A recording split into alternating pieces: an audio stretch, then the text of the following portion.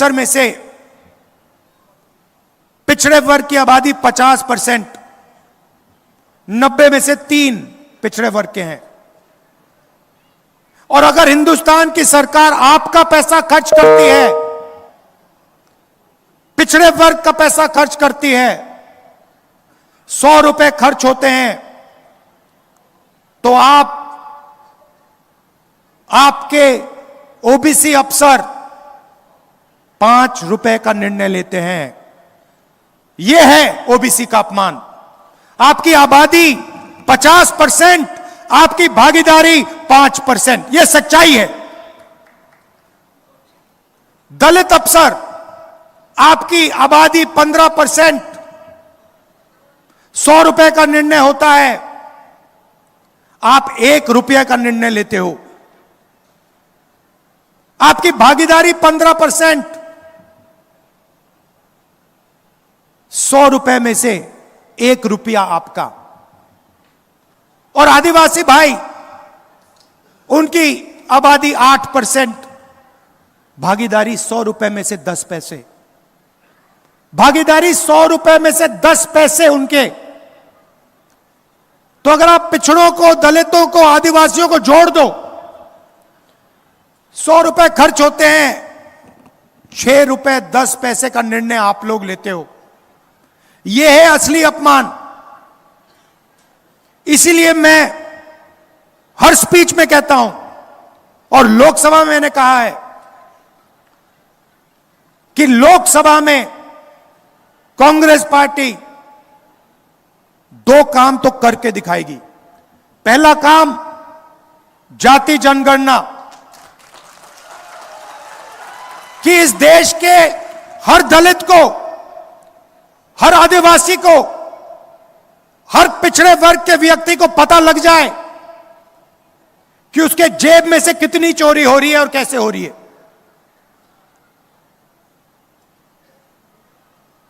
दोहराता हूं कि देश के हर दलित को, हर आदिवासी को, हर पिछड़े वर्ग के व्यक्ति को पता लग जाए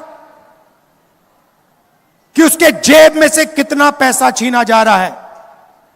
जाति जनगणना में सबको पता लग जाएगा कि आबादी किसकी कितनी है। जाति जनगणना में हम यह भी पता लगाएंगे कि हिंदुस्तान की संस्थाएं जो हैं, उसमें दलित कितने, आदिवासी कितने, पिछड़े कितने। मीडिया को देखो, हर शाम टॉक शो होते हैं, इनकी बातचीत होती है। मुझे नाम बता दो इनके मालिकों में से, बड़े बड़े पत्रकारों में से मुझे एक ओबीसी, एक दलित, एक आदिवासी नाम बता दो। कौन सा है बता दो। एक भी नहीं मिलेगा आपको। 24 घंटा बातचीत चलती रहती है। 90% लोग तो है ही नहीं मीडिया में। हिंदुस्तान की सबसे बड़ी कंपनियों की बात करो, 200 सबसे बड़ी कंपनियों की लिस्ट निकालो, उनके मालिकों की लिस्ट निकालो, मुझे दिखा दो उनमें ओबीसी कौन है, दलित कौन है, पिछड़े वर्ग का आदिवासी कौन है। कोई नहीं है, एक नहीं है। अदानी जी की कंपनी की लिस्ट दिखा दूंगा आपको, मैनेजमेंट की लिस्ट दिखा दूंगा, उसमें एक आपको ओबीसी नहीं मिलेगा, एक दलित नहीं मिलेगा, एक पिछड़ा वर्ग का नहीं मिलेगा। करोड़ों रुपए की सैलरी होती है, मगर उसमें एक दलित नहीं, एक आदिवासी नहीं, एक पिछड़ा नहीं। और गलती से एक आ गया तो उसको पीछे कमरे में बैठा देंगे। यही हालत जुडिशरी में। प्राइवेट अस्पतालों की बात करो, मुझे बता दो कौन से प्राइवेट अस्पताल का मालिक दलित वर्ग का है, आदिवासी वर्ग का है, पिछड़े वर्ग का है। नाम दे दो मुझे। और यही शिक्षा में बात है। Private college, private university, private अस्पताल, सारा का सारा प्राइवेट हो रहा है। पहले पब्लिक सेक्टर हुआ करता था, उसमें दलितों को, आदिवासियों को, पिछड़ों को जगह मिल जाती थी। आस्ते आस्ते वो सब बंद हो रहा है। इसलिए हमने कहा है भैया, जाति जनगणना होगी, लोकसभा में होगी, राज्यसभा में पास होगी, हम करेंगे। कॉन्स्टिट्यूशन में लिखा है समानता होनी चाहिए। इसमें लिखा है, इसमें लिखा है हर व्यक्ति को एक वोट मिलना चाहिए, इसमें लिखा है समानता होनी चाहिए, इसमें लिखा है हिंदुस्तान की संस्थाएं हिंदुस्तान की जनता की संस्थाएं हैं, किसी एक व्यक्ति की नहीं है। तो पहला काम जाति जनगणना, दूसरा काम ये जो 50% का बना रखा है, रिजर्वेशन का लिमिट लगा रखा है, इसको तोड़ के हम अलग कर देंगे, परे कर देंगे। हमें 90% वाला हिंदुस्तान चाहिए, जिसमें किसानों की रिस्पेक्ट हो, मजदूरों की रिस्पेक्ट हो, छोटे व्यापारियों की रिस्पेक्ट हो। आज 20-25 लोगों के पास हिंदुस्तान का पूरा धन है। छत्तीसगढ़ में हमने सरकार बनाई, हमने पहले ही वायदा कर दिया कि हम धान के लिए छत्तीसगढ़ के किसान को 3,000 रुपए देंगे, खत्म। और फिर चेक कर लो छत्तीसगढ़ के लोगों से जाके पूछ लो मिला या ना मिला। कर्नाटक में हमने कहा कर्जा माफ होगा, महालक्ष्मी योजना होगी, महिलाएं बस में फ्री जाएंगी, पता लगा लो हुआ या नहीं हुआ। तो मैंने मन बना लिया है, जितना पैसा नरेंद्र मोदी अरबपतियों को देगा, उतना पैसा हम महाराष्ट्र के किसानों को, मजदूरों को, गरीबों को देंगे।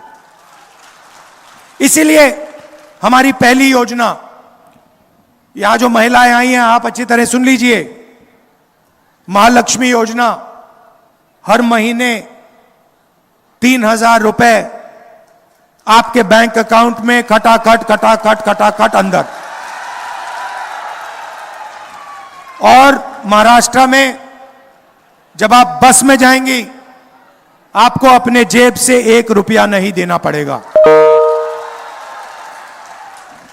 किसानों को 3 लाख रुपए तक का कर्जा माफ होगा, और चाहे वो और आपकी प्रोक्योरमेंट होगी तो एमएसपी पे आपकी प्रोक्योरमेंट होगी। मैं जानता हूं कि चाहे धान के किसान हो, कपास या सोयाबीन, मैं जानता हूं आपके साथ क्या होता है, आपको सही दाम नहीं मिलता है।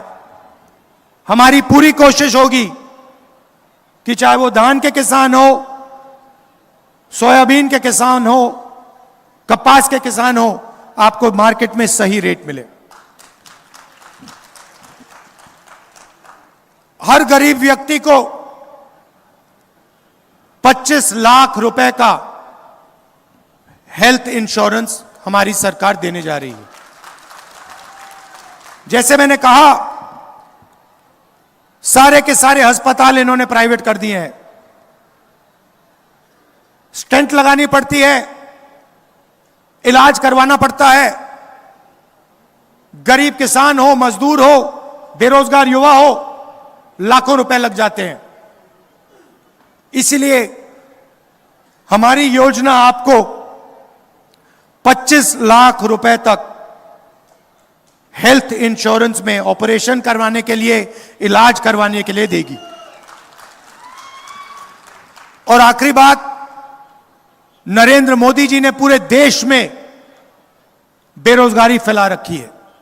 ये इन्होंने जो नोटबंदी की, ये जो गलत जीएसटी इन्होंने लागू की, अरबपतियों का 16 लाख करोड़ रुपया इन्होंने कर्जा माफ किया है।